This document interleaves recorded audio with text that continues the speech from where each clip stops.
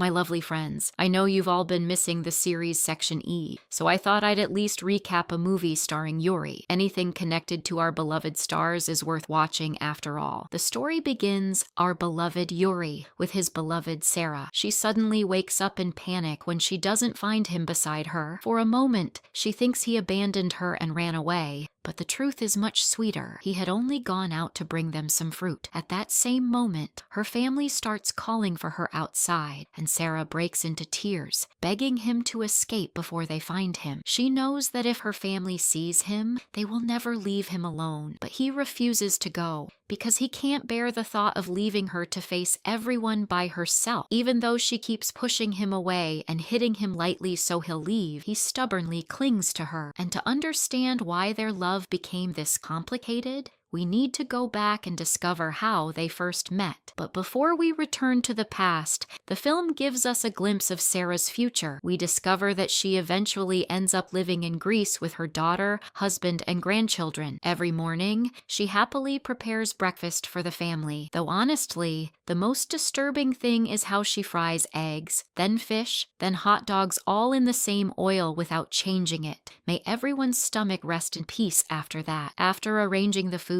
Sarah sits in front of the mirror and puts on her necklace. But as she stares at her reflection, sadness fills her eyes. She realizes she has grown old and her youth and beauty are long gone. While eating breakfast, she receives a phone call informing her that she must return to the Philippines. Soon after, her granddaughter Yunona picks her up from the airport, while Yunona's mother calls them through Messenger to check on Sarah. Later, Sarah takes Yunona to an old house where she once lived with her family. The moment Yunona sees the place, she becomes deeply uncomfortable. To her, the house looks terrifying and haunted. She asks Sarah how she could ever live there with her family, but Sarah views it completely differently. To her, the house is filled with memories, emotions, and pieces of her past. When Yunona asks how old she was back then, Sarah smiles and tells her she was exactly the same age as her and even looked just like her too. That's when the story suddenly flashes back 49 years into the past. Back then, there was a veterinarian who was also an inventor. He used to keep a huge number of dogs and wolves locked inside the barn while performing strange experiments on them. One day, he suffered a heart attack and died alone inside that very barn. Time passed,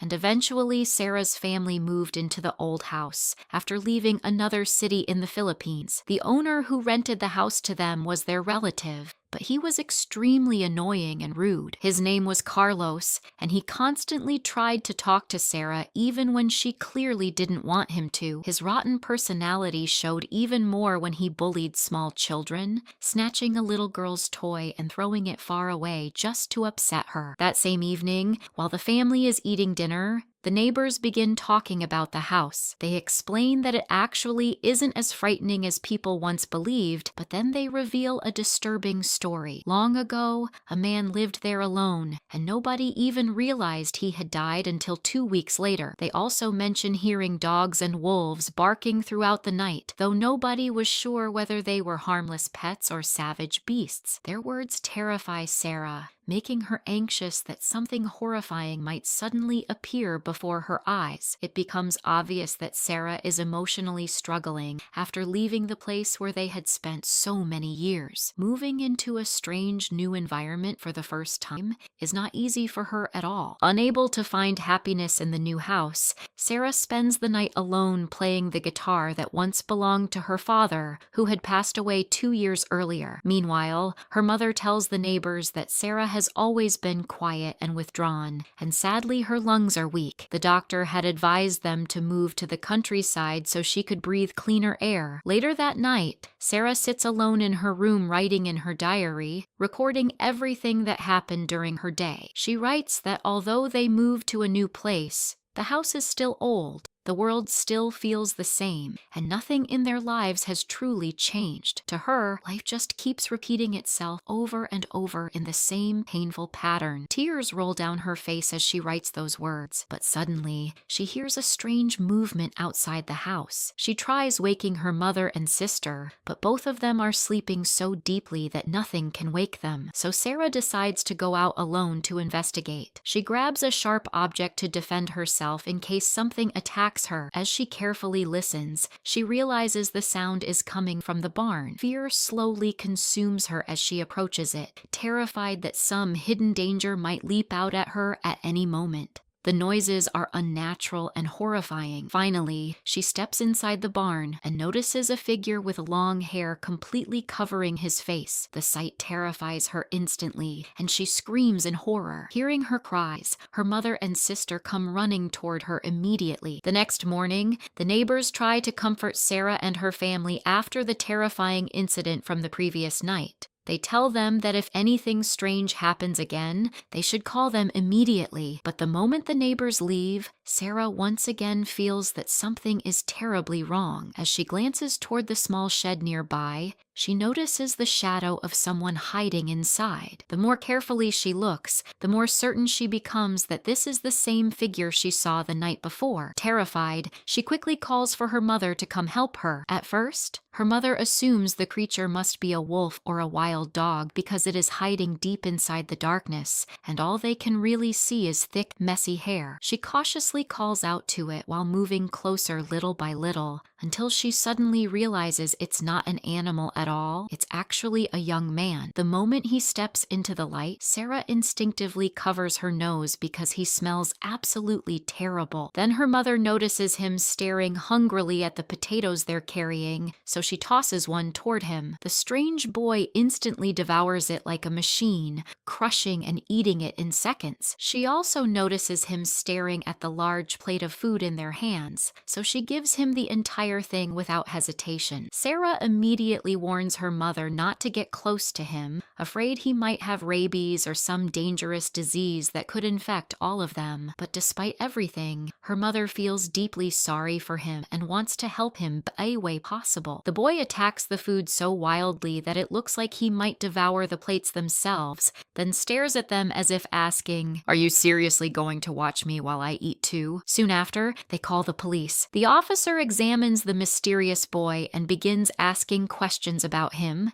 his name, his age, where he came from. But the problem is that Sarah's family knows absolutely nothing about him. That's exactly why they called the police in the first place. After observing him carefully, the officer guesses that he's probably around 17 or 18 years old. Because of his age, he explains that he can't simply be transferred to an orphanage anymore since he's already too old for adoption. Right then, the unbearable Carlos arrives, pretending to be fearless in front of everyone. He mocks the family for being scared of the boy and keeps provoking him, even though he's clearly the first one terrified of him. It also becomes obvious that the mysterious boy is strangely focused on Sarah, and so we don't get confused. From now on, we'll call him Yuri. The moment Sarah notices how intensely Yuri keeps watching her, she gets frightened and immediately leaves the area. Since Sarah's mother decides to let Yuri stay with them temporarily, it quickly becomes clear that he behaves like a completely primitive human being. He only acts according to the instincts he grew up with. So her mother begins trying to teach him how normal people live. When she brings water so he can wash himself, she's shocked to find him acting like an animal, sticking his entire face into the basin and drinking directly from it like livestock. She lightly smacks his shoulder and explains that the water is for cleaning, not drinking, and that humans drink using cups. Later, while trying to clean him properly, she scolds him jokingly, asking if he had been rolling around in mud his entire life. She tells him that from now on, he'll have to wash himself properly every day. After all that effort, Yuri finally transforms into a surprisingly handsome and clean young man. But unfortunately, all that civilized progress disappears the second food appears in front of him. He attacks meals with unbelievable savagery, while Sarah, her sister, and their mother can only sit there silently watching him in fear, almost as if they're worried he might eat them too. Despite everything, Sarah keeps warning her mother that Yuri's presence in the house is dangerous. He clearly doesn't fully understand normal human behavior and doesn't know how to control himself, but her mother's heart is too soft to abandon him, so she begs them to let him stay at least until the government figures out what to do with him. Being the kind woman she is, she even prepares a proper sleeping place for him. At first, Yuri feels nervous because of the unfamiliar environment, but when he notices the full moon outside, he suddenly begins howling loudly like a wild wolf. The moment Sarah's mother angrily yells at him to be quiet because everyone is trying to sleep, he instantly stops. The next morning, Yuri spends his time scribbling all over the ground with a pencil, while Sarah still struggles to accept the idea of sharing the same house with him. Later, she tries carrying several heavy boxes by herself, but can barely move them. Suddenly, she turns around and finds Yuri standing right behind her. She freezes in fear, convinced he's about to hurt her, but instead he simply wants to help. Without saying a word, he easily lifts the boxes for her. At that moment, Sarah feels ashamed for judging him so harshly. Since food is clearly the fastest way to Yuri's heart, she gives him some corn as an apology, and of course he doesn't refuse. He devours all of it in a single bite. Unfortunately, the human headache named Carlos shows up again. The moment he sees Yuri, he mocks him cruelly, saying he's neither a real human nor even an animal. Then Carlos notices Sarah alone in the house and immediately starts bothering her again. Sarah tries over and over to push him away, but Carlos has absolutely no respect or shame. He only backs off when Yuri suddenly steps in, grabs Carlos's arm, and nearly snaps it in half. Carlos is obviously no match for him. After Carlos finally leaves, Sarah sincerely thanks Yuri, while he calmly returns to drawing on the ground as if nothing even happened. As time passes, the neighborhood children become deeply attached to Yuri, and it turns out he has a very gentle side when it comes to them. When one of the girls falls down, he quickly rushes over, helps her stand up, and checks if she's hurt. He also becomes genuinely happy whenever Sarah calls his name and joins the children to play with him. Later, while they sit together resting, Sarah tries teaching him proper manners, how to eat correctly, and when to wait before starting. At first, he completely misunderstands her lesson and ends up eating the fruit she was using as an example instead, ruining the whole point of her wisdom. But slowly, Yuri begins learning. Whenever he realizes food has been placed on the table, he runs toward it so fast that his footsteps echo through the house. Just as he's about to attack the meal like a wild beast again, Sarah gently tells him,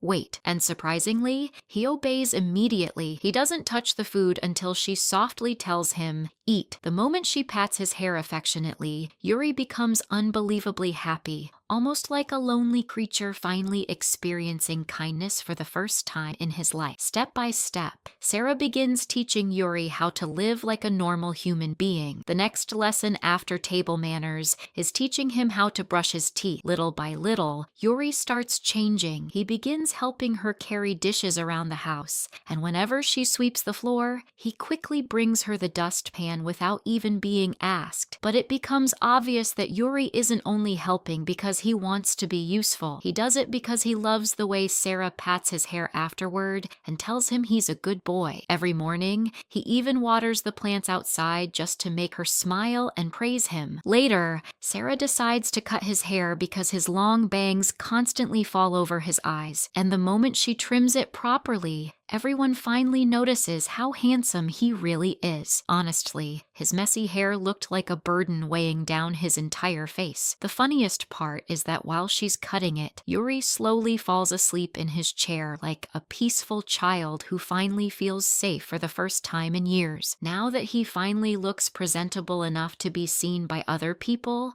Sarah, her sister, and their mother take Yuri with them to the market. But while waiting for them to finish shopping, Yuri becomes visibly nervous because it's his first time ever being surrounded by such a huge crowd. Then something catches his attention: ice cream. Completely innocent, he assumes it's being handed out for free, so he grabs one without understanding he has to pay. The poor vendor ends up pulling one side while Yuri stubbornly pulls the other until Sarah and her mother rush over to stop stop the chaos before it gets worse. At that exact moment, Yuri suddenly notices a heavy metal frame about to crash down onto Sarah. Without hesitation, he throws himself in front of her and takes the entire hit directly on his head. Everyone in the street is shocked. They can't believe he's standing there completely fine after receiving such a brutal blow. What's even crazier is that Yuri calmly continues eating his ice cream afterward as if absolutely nothing happened. Sometime later, Sarah and her little sister bring Yuri a small tree sapling and ask him to take care of it and water it until it grows bigger. They tell him that one day, when the weather becomes hot, they'll all sit beneath its shade together. By this point, Yuri's eating habits have improved dramatically. He no longer attacks food like a wild animal and has started eating in an organized, civilized way. Sarah's mother watches him in complete disbelief, almost wondering since when he became this polite. In fact, she becomes so worried about him that she asks Sarah whether the blow to his head at the market somehow changed his behavior. That evening, Sarah's mother sadly explains that no orphanage has agreed yet to take Yuri in. Hearing this, Sarah's little sister immediately starts talking about a boy from her school who lives in an orphanage. She explains how his clothes are always dirty, he never has pocket money,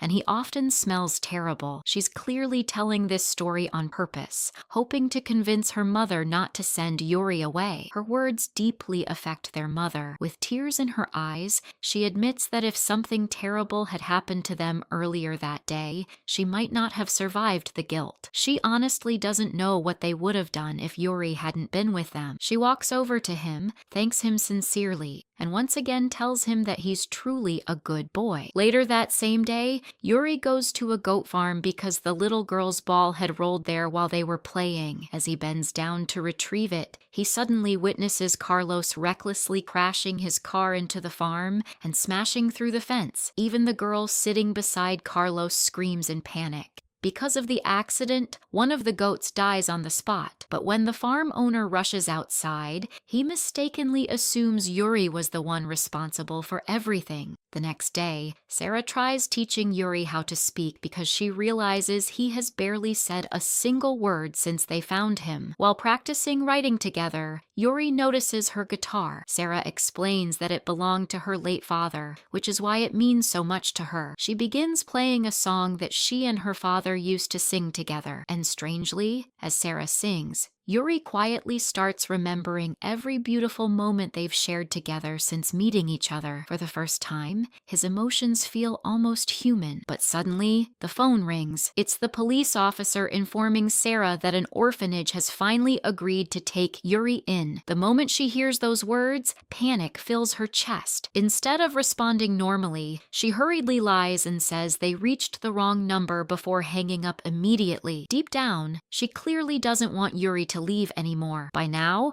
Yuri has started copying Sarah in everything she does. For example, whenever she tells her mother she's going to sleep, Yuri suddenly decides he's sleepy too, and because he wants to protect her, he sleeps outside her bedroom door every night. Meanwhile, Sarah feels comforted just knowing he's nearby, so sometimes she even sleeps on the floor close to the door from inside her room. But one night, disaster strikes again. In the middle of the night, Carlos arrives completely drunk and heads straight toward Sarah's room. Sarah opens the door and immediately tells him he has no right to enter their house without permission in that condition. She bravely pushes him away again and again until she finally forces him outside, but Carlos refuses to leave. On the other side, Yuri has been silently watching and monitoring everything. The moment Carlos suddenly slaps Sarah after she firmly tells him she will never love him, Yuri instantly moves toward him, yet Carlos is too arrogant and stupid to feel fear. He even grabs Sarah violently and deliberately provokes Yuri, shamelessly saying, "I want to see what you're really capable of." And as if that wasn't enough, Carlos brought a group of thugs with him to back him up, but then Sarah shocks him by standing against him once more, only for Carlos to slap her again. The moment Carlos slaps Sarah again, Yuri completely loses control. He suddenly transforms before everyone's eyes,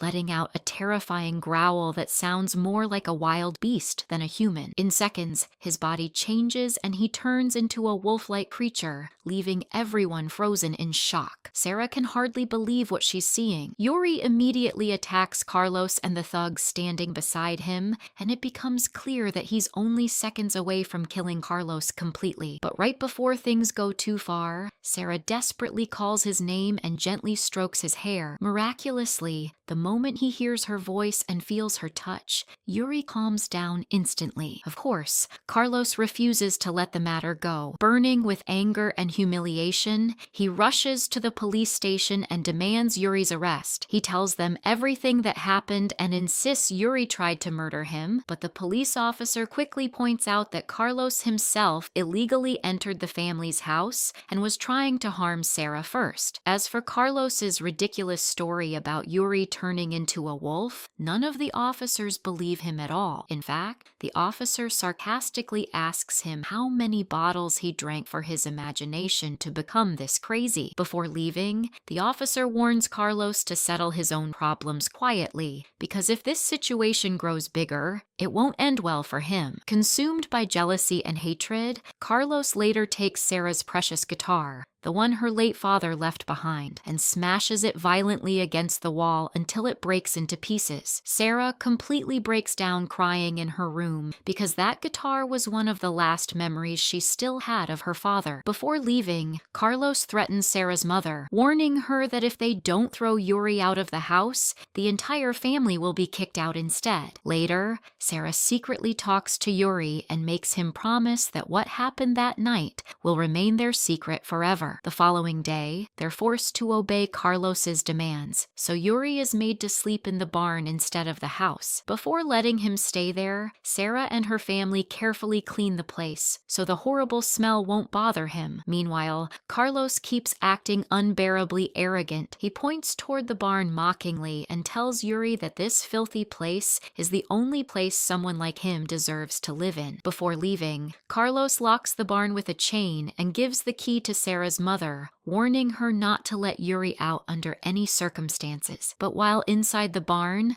Carlos notices old papers and strange research files scattered around. As he looks closer, he discovers they contain horrifying experiments about cloning wolf humans. Instantly, he remembers Yuri's transformation from the night before. Without wasting a second, Carlos contacts another scientist who also specializes in dangerous experiments. That night, Sarah secretly unlocks the barn door and checks on Yuri. Yuri happily shows her the drawings he made of her, including a sad sketch of the broken guitar. Wanting to cheer him up, Sarah brings him the same storybook her father used to read to her when she was little. But before anything else, she makes Yuri promise her something important. She tells him she won't let anyone send him away until he learns how to read and write properly. In return, she asks him to promise that he'll never leave her side and will always stay with her. Yuri agrees immediately, and when he softly manages to say yes, Sarah affectionately pats his hair again and calls him a good boy. Then she secretly sneaks him outside so they can watch the sunset together. For a while, they spend beautiful moments together, laughing and running through the fields like two carefree children. At first, Sarah becomes slightly tired, but she ignores it and keeps running. A few minutes later, however, she suddenly grows weak again and collapses unconscious onto the ground. Yuri doesn't understand what fainting means, so at first he thinks Sarah is simply playing with him, but when she doesn't respond or move no matter how much he nudges her, panic finally takes over him. He carries her all the way back home, only to discover nobody is there. Desperate, Yuri carries her back outside and wanders through the forest, searching for anyone who can save her. Hours pass until night falls,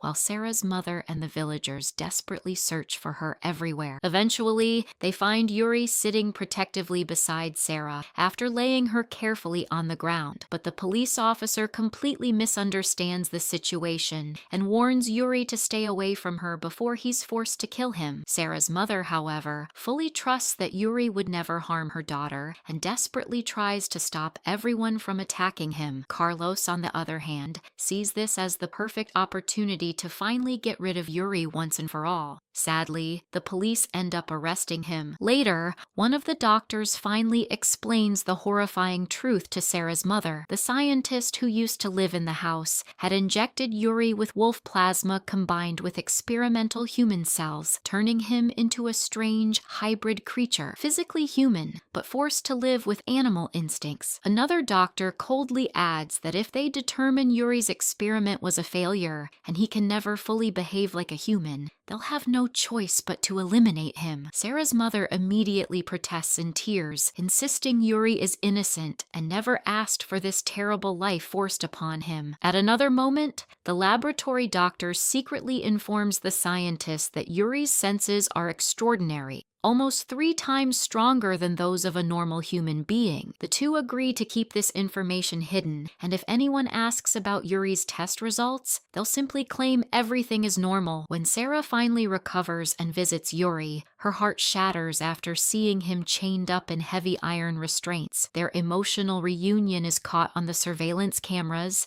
and surprisingly, even the doctors are moved by it. Eventually, they decide to close Yuri's case and allow him to continue living peacefully as long as he doesn't harm anyone. But Carlos still refuses to stop. He invents a new lie, accusing Yuri of killing the goat at the farm, even though Carlos himself was actually responsible for its death after crashing his car there while drunk. Determined to frame Yuri no matter what, Carlos insists the police question the farm owner to prove his story. We then discover that Carlos brings the girl who was with him during the car accident and convinces her to lie for him. She falsely testifies that Yuri is a dangerous monster and that he was the one who killed the goat. When the police question the farm owner, the poor man can neither fully confirm nor deny the accusation because the only thing he actually saw was Yuri carrying the goat after it had already died. However, the farmer firmly insists that Yuri is kind-hearted and would never intentionally hurt anyone or anything. But Carlos's twisted mind doesn't stop there. Secretly, he attacks the farm owner while he's walking alone and cuts off the electricity so the laboratory surveillance cameras stop working. Then he heads directly to Yuri. At first, Carlos pretends to be friendly and assures Yuri that he doesn't want to hurt him anymore. He even lies to him, saying Sarah's guitar was never destroyed and that it's currently inside the farmer's house. Carlos cleverly manipulates Yuri, telling him that if he truly loves Sarah and doesn't want to see her sad, he should go retrieve the guitar for her. To gain Yuri's trust completely, Carlos even removes the heavy chains restraining him. The moment the electricity comes back on, the laboratory staff realizes Yuri has disappeared. Panic spreads everywhere, and they all rush out searching for him. Right then, Carlos acts innocent and tells everyone he saw Yuri heading toward the goat farm. Meanwhile, Yuri has already arrived at the farmer's house and begins searching through everything, desperately looking for Sarah's guitar. When the police and laboratory staff finally reach the place, they prepare to attack Yuri immediately, but Sarah still believes in him completely and begs everyone to let her speak to him first. When Yuri shows Sarah a drawing of the guitar, she sadly explains that it was already broken and destroyed forever. Yuri remains calm after hearing the truth, but Carlos suddenly grabs a weapon from one of the guards beside him, determined to kill Yuri once and for all. He fires a warning shot into the air and threatens Yuri, screaming that if he doesn't back away, he'll shoot him dead. Sarah tries desperately to stop Carlos, but he violently hits her again. And at that exact moment, Yuri finally loses control completely. Consumed by the animal instincts buried deep inside him,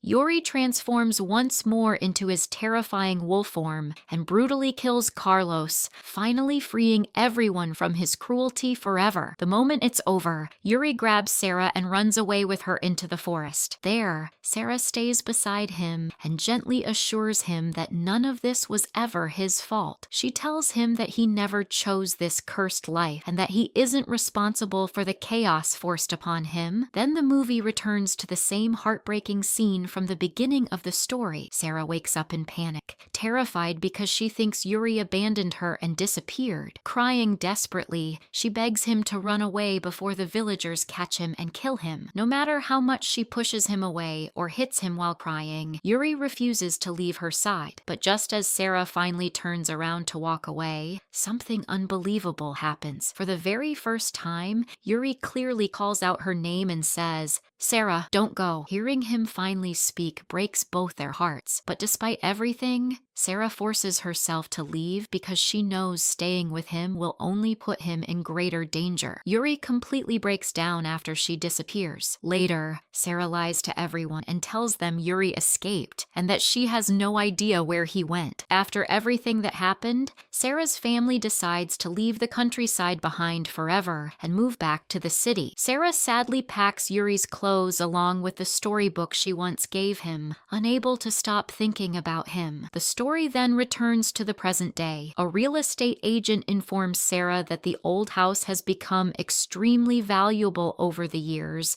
and reminds her that she inherited it from her mother, who herself inherited it from Carlos after his death because he was their relative. The agent asks whether she wants to sell the property, but Sarah asks him to give her one night to think about it. That night, Sarah decides to sleep in the old house one last time. Unable to fall asleep, she quietly walks down to the barn and suddenly freezes in shock. Sitting there in the darkness is Yuri, still waiting for her after all these years. Around him are countless drawings of every precious memory they once shared together. Yuri gently hands her a letter explaining that he kept waiting for her all this time because he promised he never would leave her. We then realize why Yuri still looks exactly the same as he did decades ago. Because he is half human and half animal, time barely affects him. And as if that reunion wasn't emotional enough, Sarah discovers that Yuri repaired her father's guitar with his own hands. Through tears, she thanks him for waiting all those years just to see her again. Sarah sadly points out that she's now an old woman living the final years of her life, and no longer the young girl he once knew. But Yuri softly tells her that to him,